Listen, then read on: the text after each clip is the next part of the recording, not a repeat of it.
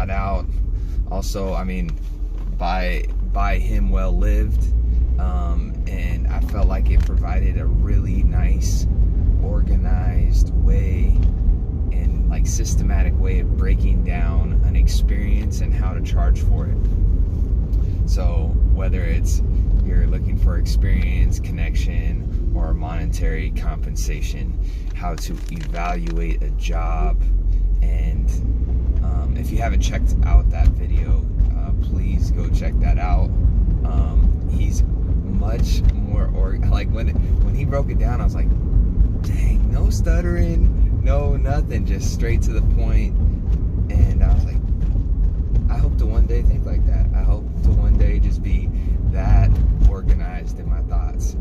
It was like, seriously, like I could imagine the things on paper just kind of spilling out. He'd be a great educator, honestly.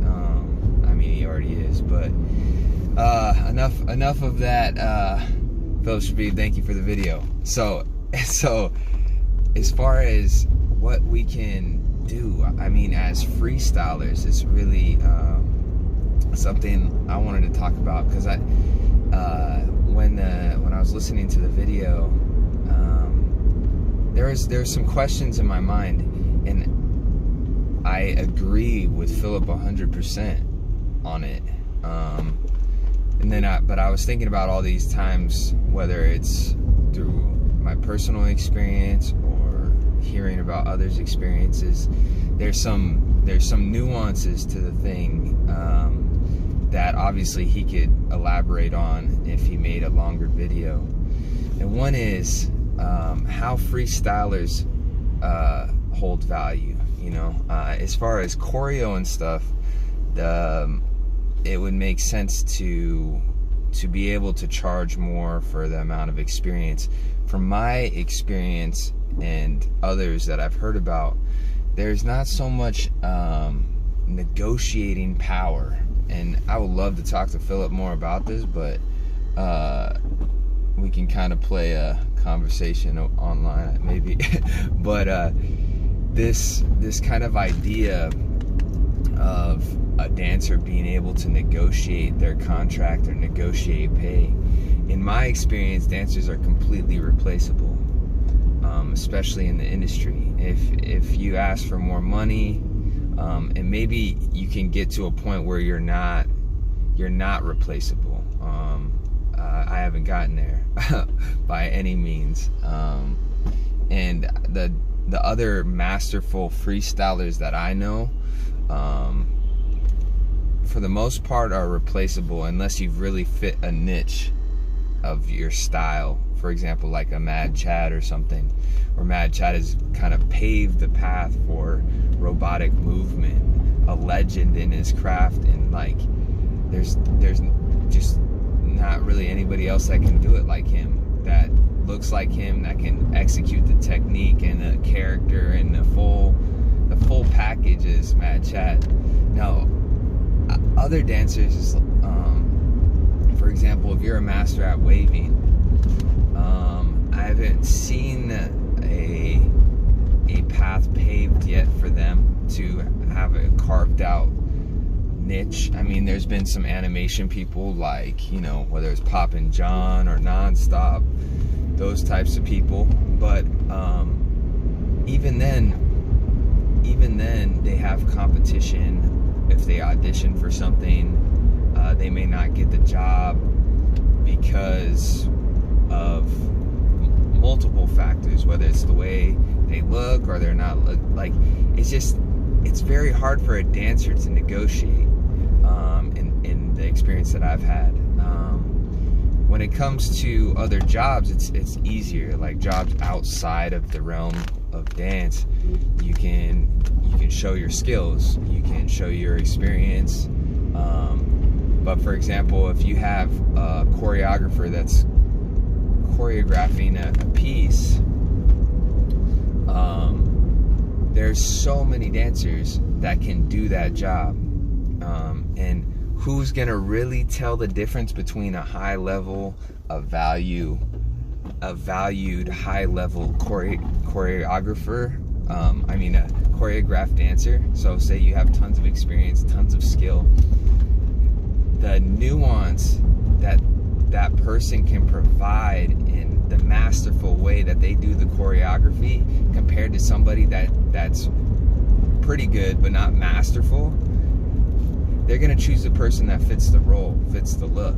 You don't have a negotiating power based off of your skill. And that's, I always felt like dancers got the short end of the stick in that sense. So that's kind of addressing the choreo issue as far as the negotiating power of dancers. I loved how he broke down how you can make it valuable for yourself. And I think that's ultimately the most important thing of that entire video is what in life is most valuable to you. How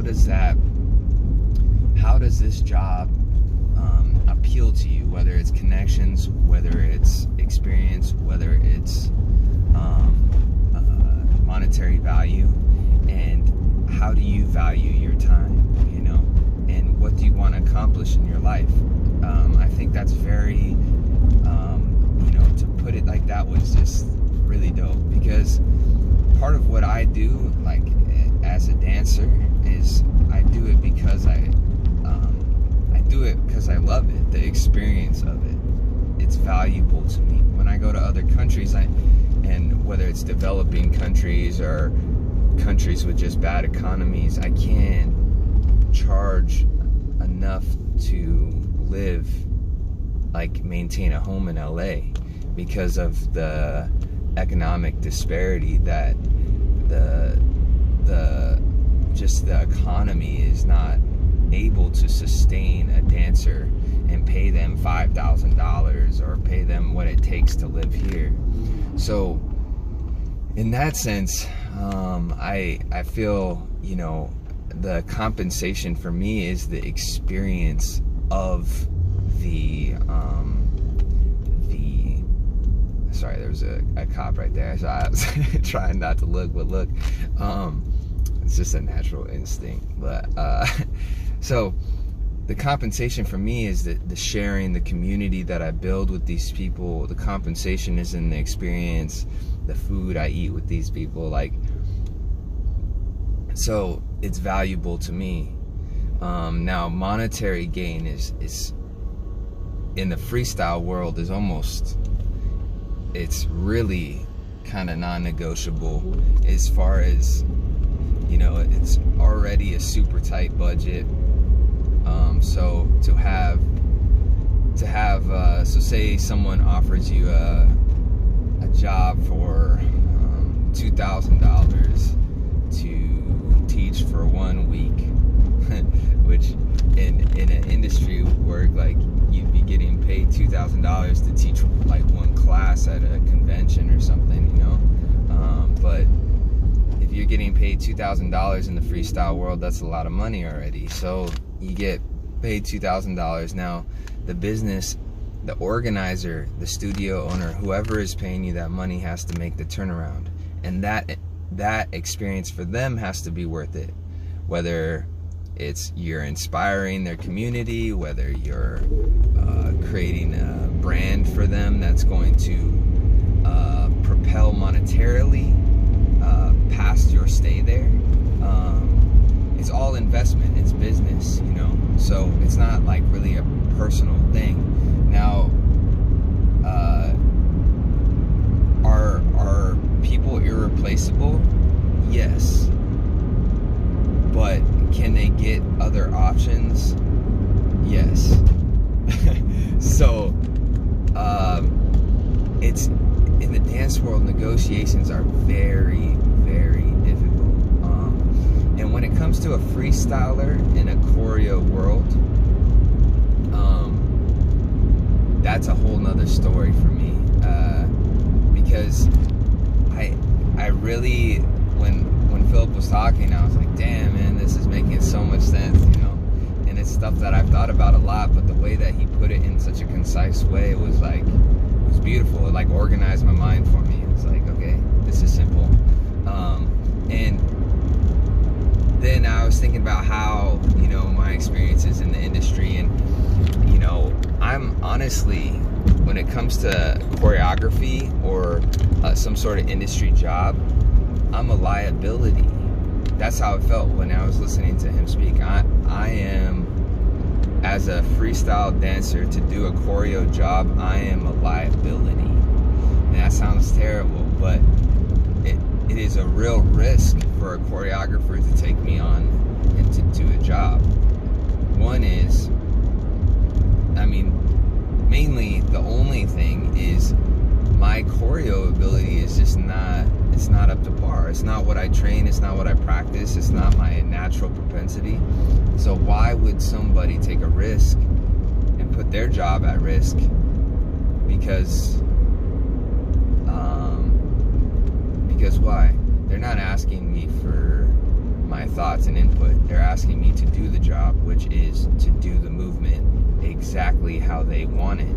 And that's, in the freestyle world, that was kind of the opposite of what, you know, we were told to do. And like, it was always kind of like, oh, don't buy it, or don't look like the person next to you, or, you know, strive to be different, be original. These were all things that were ingrained in my head, coming from the community that I come from. And, you know, Phillip came up in that same world too, which also is just like, it can breed a lot of bitterness towards like people that claim to be original. The culture gets kind of screwy when it's like, it's tough. It's just a tough thing as far as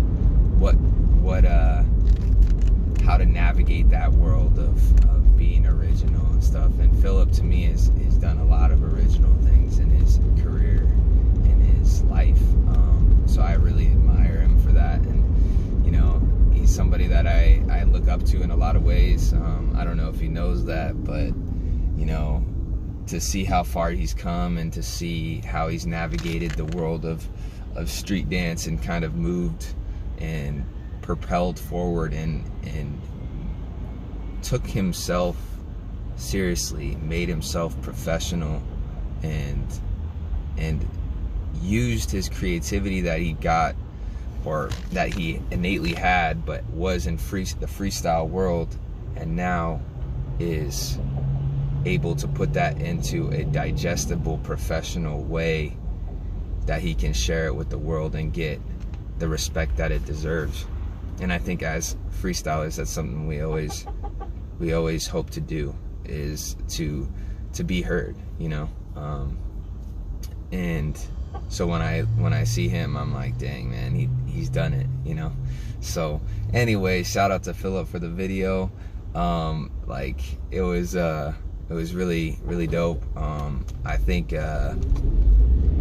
there's some things that I am curious about, and you know, I don't necessarily know how to negotiate my way through this world, but these are just some thoughts, and I'm sure some freestylers are gonna chime up and be like, yeah, I hear that. And that's another thing, is that us as freestylers, like, we put so much work into our craft, but we don't really know how to sell it, you know. So that's on our bad too. It's not the responsibility of others to put us on, and we can't feel like entitled. But it's also hard to not feel entitled, because of, you know, we've gone through the fire of creativity and trying to be original, and that's a risky business, you know, as far as your self-image. And then, you know, we just don't know how to monetize it. So yeah, anyways, just some thoughts. This is well over 10 minutes. Not so organized, but hey, hope y'all get something out of it. So I do it for the one person that listens. If it's just one person, that's good enough for me. And if anything, if it's not one person, this helps me to just think out loud and kind of find my peoples. So peace, y'all.